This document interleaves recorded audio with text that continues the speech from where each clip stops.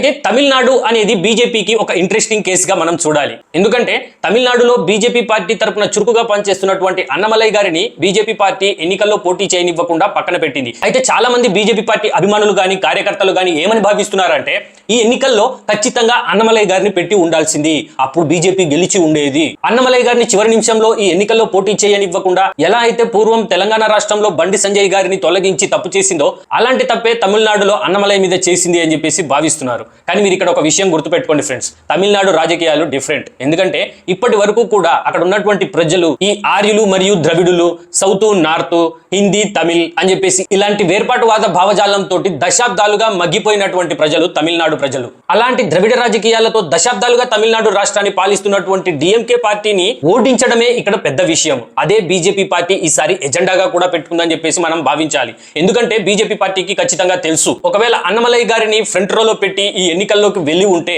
ఖచ్చితంగా టీవీకే పార్టీకి సంబంధించినటువంటి ఓట్లు చాలా వరకు చీలేవి. దానివల్ల డిఎంకే పార్టీకి బలం చేకూరి ఉండేది. ఈ స్ట్రాటజీ అనేదాన్ని బీజేపీ పార్టీ తమిళనాడులో అప్లై చేసింది. ఎందుకంటే బీజేపీ పార్టీకి కేవలం గెలిచేసి ప్రభుత్వాన్ని ఏర్పాటు చేసేయడం లక్ష్యం కాదు, బీజేపీ పార్టీకి అక్కడ ఆన్ గ్రౌండ్ లో కూడా పునాదులు బలంగా ఏర్పరచాలి అని చెప్పేసి ప్లాన్ వేస్తుంది అని చెప్పేసి మనం అర్థం చేసుకోవాలి.